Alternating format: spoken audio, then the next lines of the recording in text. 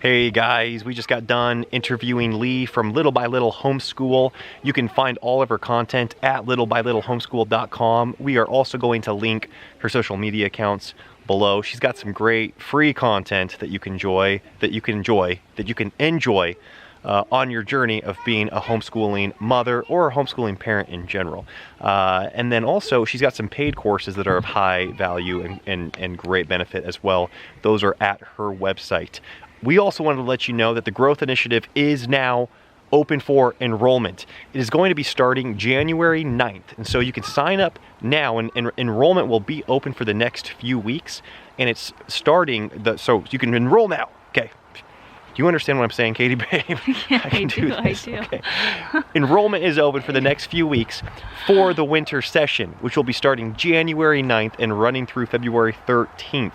The Growth Initiative is a 6-week live coaching program for Christian men who are looking to grow in their marriage, in their parenting, in their business, in their health, and their just ability to earn for their family. Even if you're not an entrepreneur or a business owner, but you want to improve your ability in providing for your family, the Growth Initiative is a great spot for you. You'll be in a community with a bunch of like-minded men. There are live coaching calls as well as weekly material that you can work through at your own pace. Katie, what else can you do with the Growth Initiative? Well, if they want to find out more about it, there's a free masterclass link down below. And if you have had your eye on the Get It All Done Club for a while, I never discount the Get It All Done Club, but while the Growth Initiative is open, we have a package deal. That's a couples program, or couples package, if you guys would like to purchase both at the same time. So there will be information on that down below as well, and you get a couple $100 off when you choose to grow together as a couple with both programs. So anyways, see you guys in this interview. Bye-bye.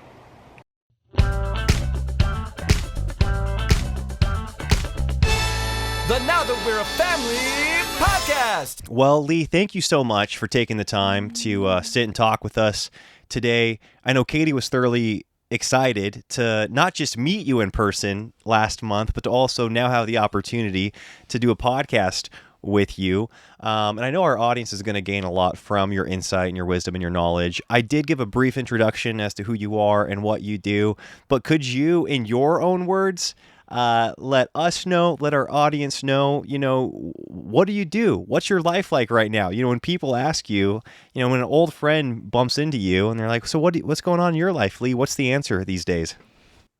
Well, I'll start with my name, Leigh Nguyen, which my old friend would probably already know, but I podcast and share over at Little by Little Homeschool, which was kind of a knockoff. It grew from a blog, a home decor blog, and I started to notice in 2020, 2021, so many were homeschooling, and I had been doing it for a while, and I really felt God calling me into that space, away from the DIYs, which are so fun, but into a space of being able to encourage moms, because there were a lot of them. So we are in our 14th year of homeschooling, and we live in the Northeast, in New York specifically, and not New York City, but in the suburbs of a city, but then near farmlands. And my husband and I, we are just shy of 24 years, and we have 3 kids. Got a 22-year-old daughter who is currently not living at home. She is working and living at a ministry that she just loves. And so then we have our 2 boys at home. One is 20 and the other one is 16. So by their ages, you kind of probably figured out that 2 of them have already graduated. They are done with homeschool. And so it is just me and my youngest, for better or for worse. Sometimes he's like, oh, I get mom all to myself. But it's really special after all these years of juggling all of them, that it's just he and I. And so he's 16, and if you want to go by grades, if you count grades, which we do to a degree because we have to, as far as our state regulations, he would be 11th grade at this point. So he's got the rest of this year and then one more year. Wow, that's crazy. So yeah, just going from having all 3 kids to then graduating them. And so I'm always curious about this, how has graduation looked like in your homeschool? Because Elisha and I had totally different experiences graduating. All of our siblings, I feel like, had different experiences graduating. And depending on the state might have clear regulations, or like here in Idaho, there's no state testing whatsoever. There's no graduation. It's just like your parent just says you're done, you're done. So what did that look like for you guys in your homeschool? So I'll start with what it looked like from the state regulations and then what it looked like personally for us. So our state does give us specifically subjects or like English and math and history. So there are certain amount of credits that they have to actually accomplish during those years. And how you order that, how you set that up is completely up to each individual family. And when you are complete with that, then you can just be done. You can ask for a letter of completion. You will not receive a state diploma, which at first scared me. I was like, "Oh no, you need a diploma." Now I'm like, it doesn't matter. So you can receive a letter of completion from the principal. They'll look back and they'll make sure that you have done everything that you need to.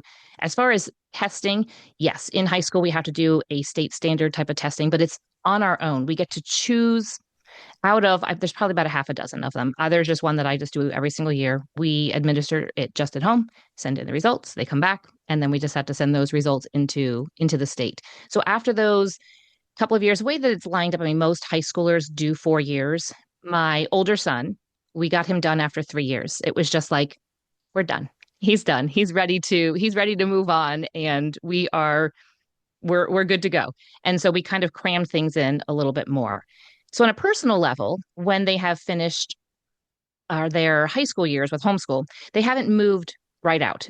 So far, my kids have not gone on to college, although with the high school, I have set them up so that they can go on to college. They took some dual enrollment while they were here at home with homeschool. But it's just kind of has looked of just a transition, which was very different because for so many years they had been under our wing and we've kind of led and guide their days and the routines and our family together. And so it was really weird. I would say it was probably more of an adjustment for me to then be homeschooling, say, the others that were younger, and they would kind of be around. I'm like, okay, this feels weird that you're not sitting here doing math too. So that was kind of odd. But as far as then getting done, we decided to do some type of celebration, just a home celebration, and we've invited friends and family, and we've had a little bit of a party and a little bit of a ceremony, I guess we would say. We kind of, my husband and I both spoke, and then we would make the graduate speak in front of everybody, which they weren't always very thrilled about. But just really a time for family and friends just to kind of celebrate. And we opted not to do a big graduation. Now there are options, and most states have options where you can actually do a graduation ceremony, wear a cap and gown and walk the stage.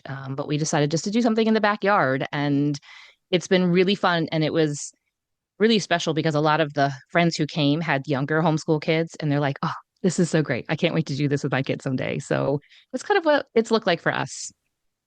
Yeah, that's fun. I'm curious as to how that was for your kiddos, if there was any variance in their perception of what they were doing academically. I feel like there's the classic like homeschool mother that is stressed out because she's like, am I doing enough for my child? Right? Like that's a common concern. Like, are they going to be okay?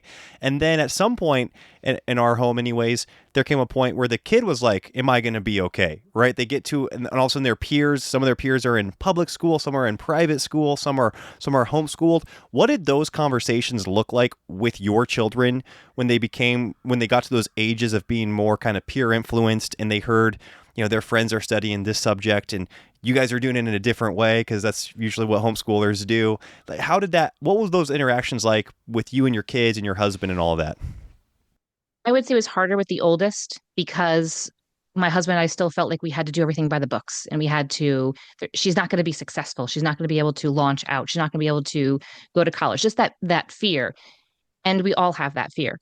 And I think it comes from a place of just wanting the best for our kids. So I don't think it comes from a bad place, but it's just let's redirect that. And it's hard until you start to see the success of the older ones.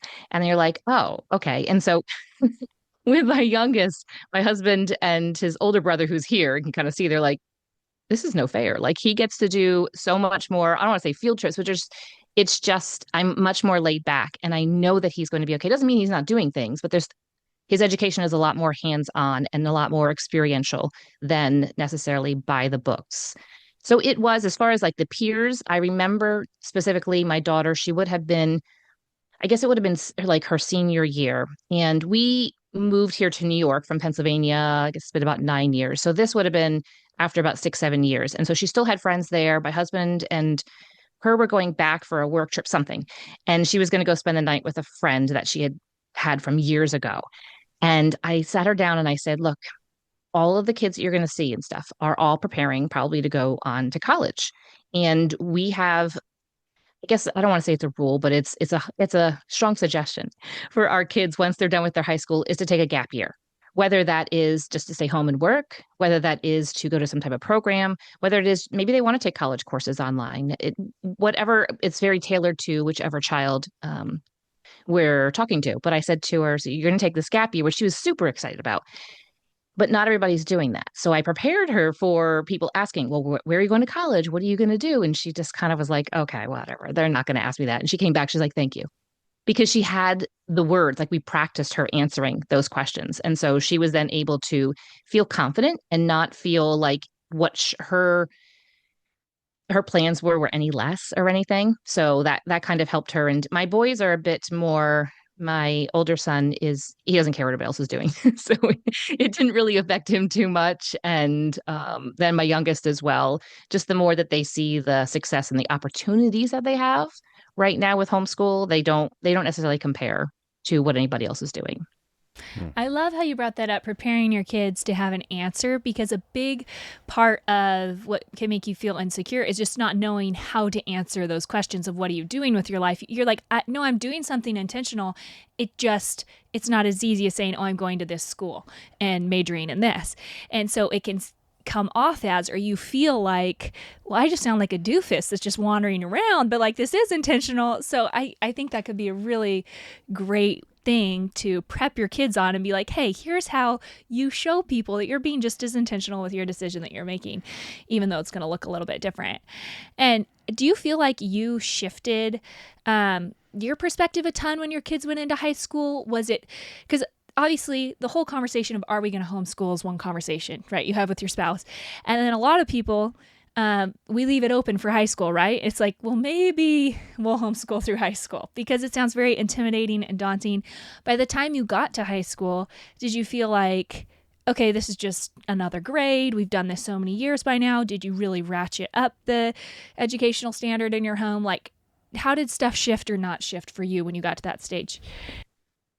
Appreciate the word that you used, intimidated, because most parents are intimidated by high school. We think we make it this big, huge thing. And how many parents start off homeschooling? They have their sweet little 5-year-old, and people say, oh, you're not going to homeschool in high school, are you? And you're like, we had a 5-year-old. I can't even think about high school. That's so foreign. And it really is. Doesn't even matter if you start in 6th, 7th grade right before high school, or you start when they're 5 years old. It's just the next year. And so to answer your question, I was really nervous in the beginning. But then I was like, no, it's just the next year. We're just doing the next level of things. And it wasn't, I think we make it out in our minds to be so much more than it necessarily has to be. And I think if we're calm about it, our kids won't be, freaked out about it. They won't be so worried about it. And just take it 1 year at a time. That's really what I say. I mean, it doesn't matter if you have a 5-year-old or a 10-year-old or a 15-year-old. Just take it 1 year at a time and look at that. And don't write high school off because we think that that has to look a certain way. They can take the chemistry classes. They can take the trigonometry classes. They can take all those higher level courses that maybe if they want to, they don't have to, but you can find tutors. There's just so many different options. So I just recommend just taking 1 year at a time. Just look at this year. So yes, I think I started off a bit more nervous, and now I'm like, we're doing high school. It's not a big deal. And those questions of, are you going to homeschool in high school? Stop. The moment that your oldest then gets into high school level, then nobody asks that question anymore. So that felt good. So I am curious, you brought up science and math, and I do think the sciences and the maths are what are the most intimidating subjects. I mean, every once in a while, maybe it's English, but like no one's worried if you don't get a great English grade, I feel like in our culture, unfortunately, maybe for better, maybe for worse. But what did you guys do in your home? I know this looks different for a lot of different people, but for those higher level sciences and maths, what did you guys do? So this goes back to your question before. With my oldest, 9th grade, I was like, we're going to do biology. And we signed up for a co-op because they were going to be doing the biology that I wanted to do. And I began to watch. It was just another mom that was doing the class. It was teaching the class. And I was watching and I was like, we could do this at home. It's really not that hard. It's just the reading and the questions. And I think I was worried about the dissections. And so then when my son got to 2 years later, when he got to 9th grade, we were dissecting, worms and frogs and all the things. Our kitchen smelled like formaldehyde. And the really cool thing was that his brother, who was 3 years younger, joined in. And he watched and was able to witness that and learn some things as well. Now, he didn't do all the reading, but he was there for all the fun experiments. So when it comes to like the sciences and math, we can be really worried. And I was feeling, I guess it was last year. I think it was, yeah, it was last year. I signed up my youngest for a co-op. It was a high school co-op. And because I felt like he was not quite solid in his math. And I was like, okay, this teacher it wasn't just a mom. She's actually knows math. She can do math. And I was like, okay, we'll sign him up for this higher level algebra. And I will feel then better that he received that instruction from somebody that knows math really well. So, and that just kind of shows how every year can look different. And just like with the elementary years, things can look different. It can look different, and it can look different for every child as well. So I was also intimidated by the science and math because it's not where my brain naturally gravitates toward. It's not just doesn't come just naturally to me, but there's always options for things, and not every child is going to need to reach those higher level sciences and maths. With my youngest, I did chemistry much differently because he's more of a hands-on. And so we did a lot more experiments and a lot more YouTube videos and a lot more fun books as opposed to going by the textbook. And again, his older brother and sister were like, this is not fair. Yeah. I've been there. It is so funny when you mentioned your youngest being the lone student you have now in the home. I thought of my two younger brothers because I'm one of 10 kids, and the youngest two in our family are two boys.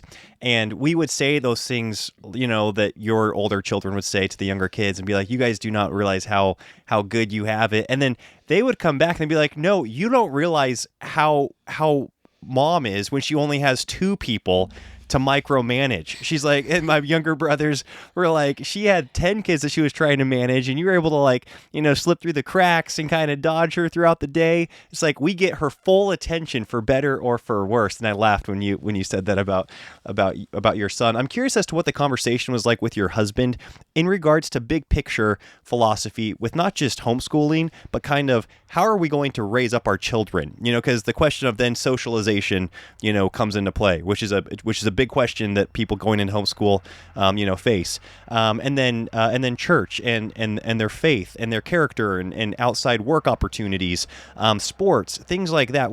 Were those conversations ongoing with your husband, or was it the type of thing you established kind of a direction at the beginning and then just kind of followed it from that time forward? What was that like? For us, we did not set it in the beginning. We were just kind of figuring it out as we went. We weren't very intentional when we first began. He didn't grow up in a family that was very intentional about the raising of him and his siblings. So that was all brand new to him, and a little bit to me as well. And so there was always ongoing conversations like, what does this look like in this season? And let me start with saying that my kids, we did not always homeschool. We put them into school. Put my daughter, she went through second grade into public school. My older son went to kindergarten, and then my youngest did like 1 year in preschool. And so then brought them home. So that would have been, she would have going into third grade. So in third grade, first grade, and preschool that I had them all. And we just did what everybody else is doing. I went to public school. So I was like, we just have to put them in. It never felt right. I always felt, can still picture myself. My mom came out to visit for the first day of school and walked the bus with, I got the baby in the stroller and everything. And we get back to the house and I said, can you take the boys in? And I went into the garage and just bawled my eyes out because I was like, for almost 6 years, her and I, my daughter and I had been together. Like I had been the one that had been guiding her and everything. Yeah, she went to preschool, but it just didn't sit right. And so it took a couple of years till God finally was like, okay, I think I had to see and experience what our family was like when we weren't being really intentional and we were just kind of just going with what everybody's doing. We were running ragged. And so then felt like God calling us to homeschool. And that was an interesting conversation. My husband and I can still remember that because it wasn't a part of my personality. It wasn't something I ever wanted to do. I knew two families that homeschooled. I knew it wasn't illegal, but I didn't necessarily know if it was legal. And so it was like, okay, let's try doing this. And he was like, I trust you with our kids. I trust that God's leading you. And so it began looking at our family more intentionally. I remember reading more books. There wasn't the internet and everything that there is right now. So it'd be like a book that I would maybe find like at Lifeway. And there wasn't even the finding of different books, and started to think, oh, we can pour into our kids. We can be intentional with these conversations and not just tell them, don't do this, do this. The Bible says thou shalt not. But why? Why shouldn't they participate in certain things and give them that example and that give them all the information so that they can make a really informed decision about what they're going to do. Now, as they get older, they're going to go and do things that we would wish maybe they wouldn't go and do, but they have the full scope. And so it began with homeschooling, and I realized they've got their full attention every day, all day. Let's take advantage of this, and started to incorporate more Bible devotions, and which is fun as they get older, like theology. We can have like debates, and I mean, they are they're just it's amazing. It's amazing how all of that time that they are so much more grounded than I was when I launched out into the world. And so it just kind of began us being just thinking about it and talking more about it and reading and listening to sermons and being like, we can use this time and make intentional decisions instead of just going along and just doing what everybody else is doing. We get to decide how we're going to spend our time, whether that's sports, that's activities, books that they're reading, movies that they're watching, how we maybe take vacations, whatever we do as a family, friendships, relationships with others, and take all of that and filter it through the Word of God. And yeah, it's I don't know. I rave about homeschool. It's just something I could talk forever. I could talk forever about homeschool. Yeah, here. Yeah. Well, I'm curious. So, how did, like, specifically for your family, again, this looks different for everyone, but did extracurriculars and socialization, for lack of a better word, look like during those high school years for you guys? Yeah, so it was just built upon the younger years. And so when it came to sports, we would just do town sports if they wanted to. Now, I'm going to tell you right now, my husband and I, we are not naturally gifted when it comes to sports. And so we would sign our kids up for sports. And after years, we all look back now, we're like, yeah, it was good for just participation and learning team building, but like none of us are going to end up in any Olympics or anything like that. So it's just kind of funny. But there were opportunities to participate in things. There's a lot of church activities. And as far as the socialization, it's funny. Yeah, because people are always like, how are your kids socialized? I do remember one particular time watching my daughter. She was probably maybe a tween, early teen, having a conversation at church. And I don't even remember who the woman was at this point, which is good. God, like, helped me to forget who the person was, so I don't think about that. But I remember her having a conversation after church and talking about all kinds of things, not just the weather. They were talking about all kinds of deep topics. And then afterwards, the woman came over and said, "Oh, your daughter said you homeschool." And I was like, "Yeah, that's right." She goes, "Aren't you concerned about socialization?" And I was like, "You just talked to her for 10, 15 minutes and she's making eye contact and she's telling you things. She's asking you questions. You're having a conversation." And I think there's a misconception as to what socialization is. And so all throughout the elementary years, I mean, my kids they were with me. They would go to the bank. They would go to the grocery store. They would go to the thrift store to drop off donations. I would make them go in and drop off the donations and interact with people. So when it came to high school, it's not a big deal. And to be honest, my high schoolers, especially as they have gotten older in high school, really prefer the company of adults where they can have deeper conversations, and because they're living out in the world, and so are these adults. And so they can often relate a lot more into a broad range. I mean, being able to expose them to, you guys have probably seen it as well, expose them to young children, and yours are younger, but younger than them in the same age, as well as just going up through all the ages, that they're not separated out by age and they get to interact with everybody every day. That's awesome. Yeah, it is so cool that you have that opportunity. Again, one of the many perks of homeschooling, which I'm with you, I could just go on and on and on, but the fact that you get to do real life activities with your kids, that they get to witness you doing real life activities, and not only from an academic and a socialization standpoint, but from a testimony of our own faith as the mothers and fathers in our home, they get to see what Christian men and women look like and how they interact in the workplace, right? Or in this time, in the town square or at the bank, whatever, like out in public. This is what it's like to talk to somebody, that's not a Christian. And when you are a Christian, this is what it's like when somebody's, overtly against your belief system, how you engage with them. And so I'm with you. I guess the wins that there are when it comes to homeschooling and the opportunity to expose your kids to such a more broad worldview than maybe what they would have if they were in this very narrow culture is awesome. So, one other thing we wanted to talk to you about was homeschooling on a budget.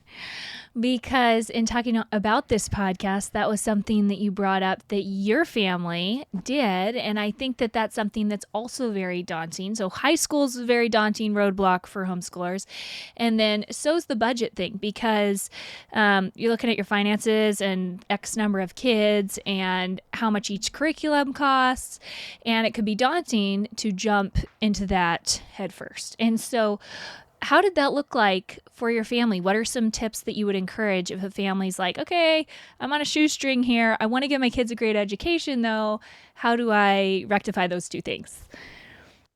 Let me first start with saying that the very first introduction I had to homeschool was going to a homeschool convention. And those are huge. And there's tons of different curriculum, and they're all so amazing. And I would go and look, and I was like, wow, this is so great. And I was like, oh, wow, look at the price tag. Like, I can't times three kids. That's not going to be possible. And so I had to be creative and mix and match. And some years I spent too much money, we realized. So the first key is to have a budget and have that communication with and have that communication.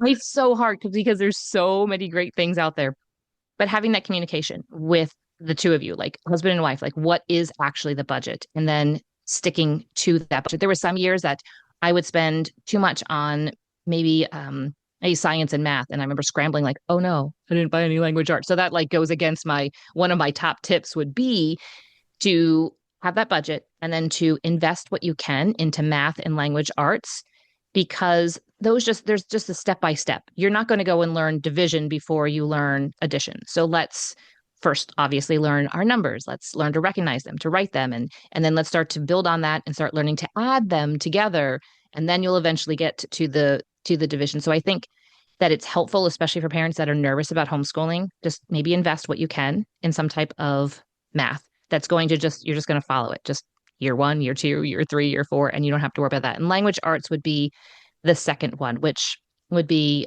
your reading and your writing and your spelling for younger years, and then spelling changes to vocabulary in the upper grades. But the thing with the budget is we can get so hung up and think like, I have too small of a budget. I can't do it. There are homeschoolers who homeschool completely for free.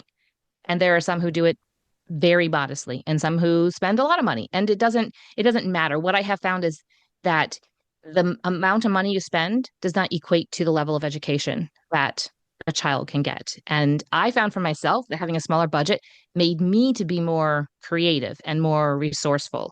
And so we've always homeschooled on a budget, and that budget has varied year by year. And of course, that budget then could have been the same all those years. But when you have, so say your budget is $1,000 and you have three kids, well, that's divided by three kids, and you get maybe two kids, and then you get one kid. And so a lot of the money that I now spend on the budget are more for experiential things or just more books just to line our shelves, as opposed to curriculum that I spend on him. And so when it comes to books, a great resource is your library. That is completely free. And you can get books, you can put books on hold, videos, audiobooks, just a ton of resources.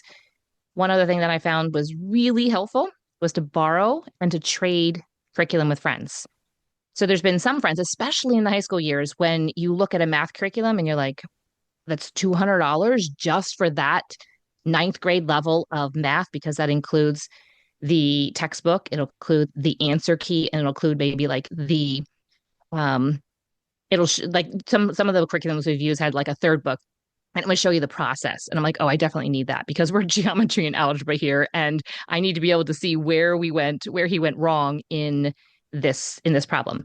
And so you can look at it and be like, wow, okay. So I had a friend, and we both ended up doing the same math in high school, and we didn't even realize that I planned it. I was like, do you happen to have this one? And so I would borrow it, and then I gave it, the other one for her because our kids were kind of mixed in with each other. So it was kind of nice. She had the ninth grade one year, and then I had the 10th, and we just kind of went back and forth. So that was helpful. In the end, I was like, just keep it because you have more kids.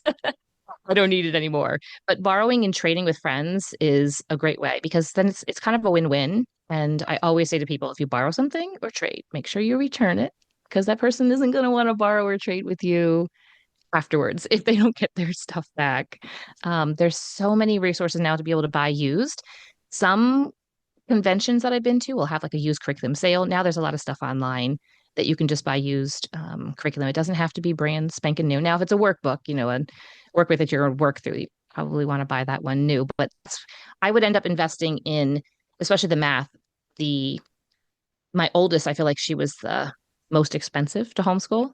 And then I would just kind of water down. So they say the math curriculum had all the bulk of everything. I just had to buy a workbook, just a $20 workbook for the next child, and then the next child in those same grades. So that worked well. And there's tons of resources online that can make it free. And the budget doesn't have to be something that holds, because I feel like sometimes people use it as an excuse not to homeschool. And I'm like, nope, I've got the resources. There's tons of free things that are out there. Don't let that hold you back from homeschooling. Yeah, so what I hear you saying is spend the money on like reading, writing, and arithmetic, like your core, instead of spending it on all the extracurriculars. We're like, oh, this is so cool, and this is so cool, especially when you go to those curriculum fairs. That's where, I mean, first of all, like, you have to have the time to do all this stuff. And so it's really easy to bring all the cool gizmos and gadgets home and never get to it.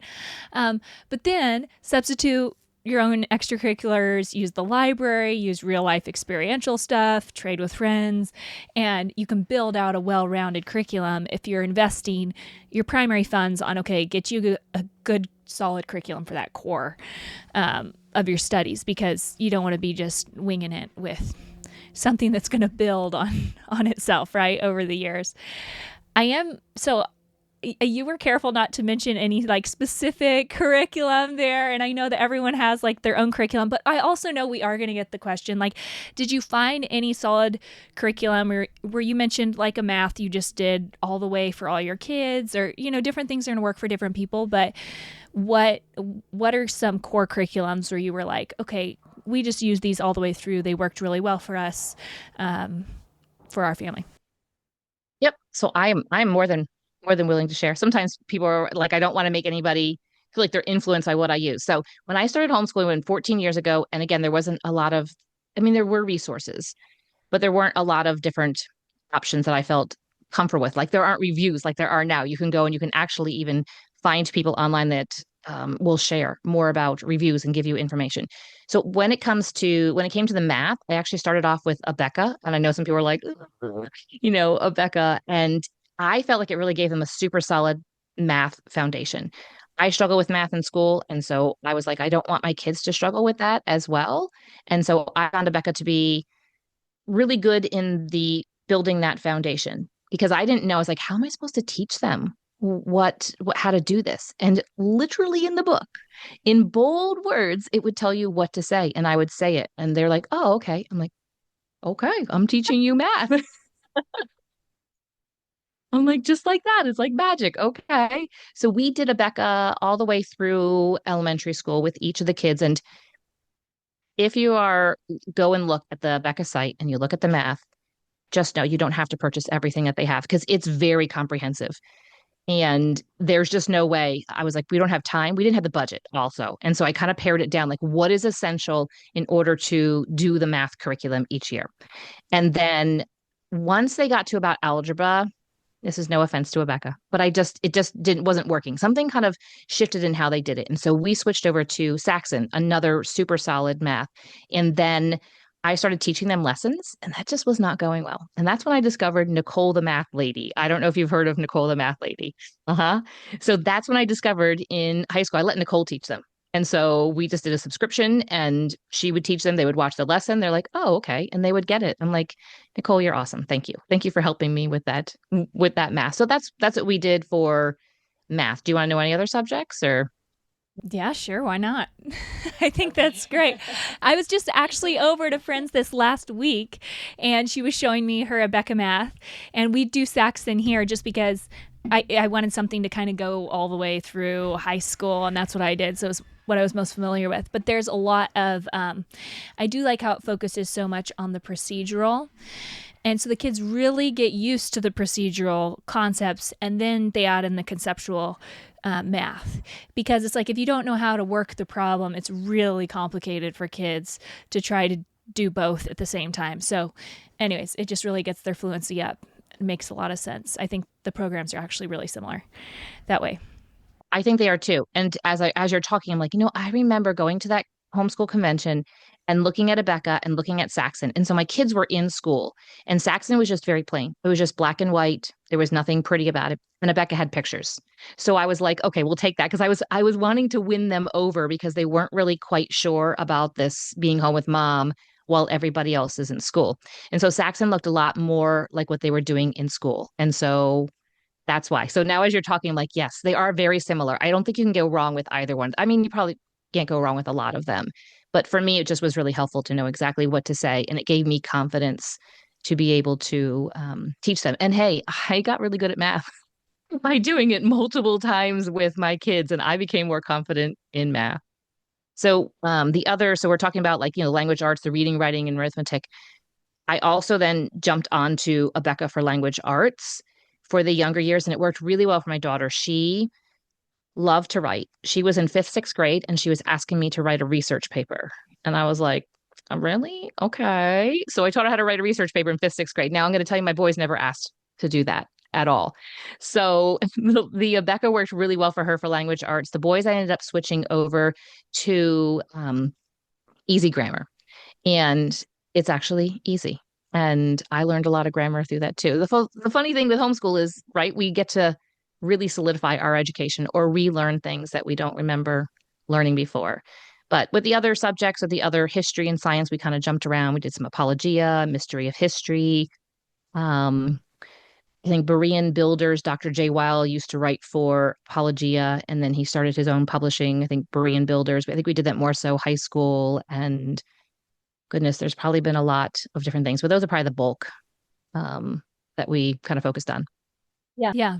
That's awesome. And I'm with you. It is so fun. Another perk of homeschooling is to be able to learn with your child and hopefully express an enthusiasm towards learning that I don't think they would catch in another environment. I really want my children to see how fun it is to learn in all of these subjects, and how it's innate in how God created us. Like, we've got such a creative God, and when we're learning, it shouldn't be dead. It shouldn't just be academic from a very, cerebral standpoint where you actually don't get to get emotionally excited about it. And being able to create that environment for your children is a gift to them. And I think it's hard to, if you grew up not in that environment, it's probably hard to model that to your children. You're just kind of like, you're like, no, this is school. It's not supposed to be fun. You're not supposed to like be in awe of your God when you're doing math, but you can be in awe of your God. You should be in awe of our God when you're in all of these subjects. So I really resonate with what you talked about, being able to learn these things again, or learn them for the first time maybe, and show that excitement to your children. It's a total gift. Well, it's modeling that lifelong learning for them. Right? They get to see you doing that and know that, like, oh, okay, learning doesn't stop once I graduate high school. It just continues on, and I get to keep learning stuff. That's so cool. So yes, go. Yeah. One of the things that I was thinking, this popped into my head just like 2 weeks ago. I still do morning time, even though it's just me and my 16-year-old. So we still call it morning time. You can put morning basket, whatever you wanna call it. Just as a time that we do, first we start off with some type of Bible or theology or something, and then we'll do something a little bit more practical, and then we move on to just a fun read aloud. And I was just thinking, this is one thing I'm really going to miss in less than 2 years, is because I'm learning a lot as we're doing it. We have pulled off, like, from the shelf so many books, and I've been invested in books that we have just read through. I'm like, wow, I'm learning a lot too. So I kind of was saying to myself, you know what?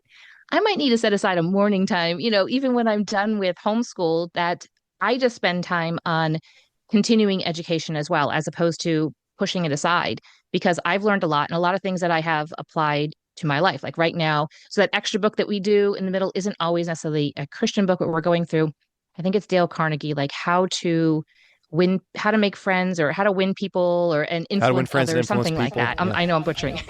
Yeah. And so we're reading through that, and I'm like, wow, this is actually really good practical advice. And the neat thing is, when the kids have a solid biblical worldview, you can then read that book and tie in God's word and be like, well, so we've had some really good conversations. So I would say overall, with all of the talk about curriculum and stuff, don't miss that time that you have together to have those relationships and to learn together, and your kids to see you actually learning. And one of the things in that book that we read was something about names. I can be terrible with names. I feel like so many of us are just terrible with remembering people's names. And I said, I met this couple at the grocery store and had this whole conversation. And I would continue to run into her every week when I was at the grocery store at the same time after I dropped him off at work early on a Saturday morning. And I said, I didn't want to forget her name. So the tip in the book was to write down those people's names. And I said, after I got done talking, I went around the corner and wrote it on my grocery list. And I said, I learned that from the book. And so it helps them to see, like, look, mom at her age is still learning things and continuing to grow in her education. And sometimes even if they roll their eyes as teenagers, it sticks in their head. And I think it makes an impression upon them to continue, like we're talking about, that having that lifelong love of learning and continuing with it. So you coach homeschoolers, right? You offer resources for homeschoolers, people who are just getting into it, people that are wanting to continue and go further than what they initially thought they were going to go and just want someone to help hold their hand that's been there before. So can you tell our listeners about the resources that you offer where they could follow you, both free and paid? Yes. So I have a podcast as well, Little by Little Homeschool podcast. You can find it on any podcast app. And there are over 300 episodes, and all that is completely free. Tons of practical information, as well as some episodes have to do with like motherhood, Christian motherhood. And because there's also that part of homeschooling too. We're not just homeschooling, not just educating. It's also a whole experience, a whole family experience. And so you can find that on any podcast app. You can go to littlebylittlehomeschool.com. I do have a couple of smaller courses that will either help you with getting started with your homeschooling or becoming more solid in your homeschooling, as well as a course having to do with chores and figuring that all out, coming up with a chore system so that you aren't being driven crazy by, a messy house and everything. So that one's called The Tidy Home. That's awesome. Yeah, because it is also intertwined. When you're schooling in your home, your education is impacted by your environment, by how you're doing spiritually and socially, and your marriage and all of it. It's also intertwined. The kids feel it. Yeah. Well, Leigh, thank you so much for taking the time to speak with us. We're going to be sure to link everything below so that our listeners can, see where to find you and they can go view your courses and your content. But really appreciate you putting forth so much time and energy and effort into encouraging and helping, coaching other homeschoolers, because I tell you what, it is a gift, and I'm so grateful that we have this opportunity as parents. And I just love the work that you're doing. So thank you so much. Thank you so much for having me. This is fun to connect with you guys.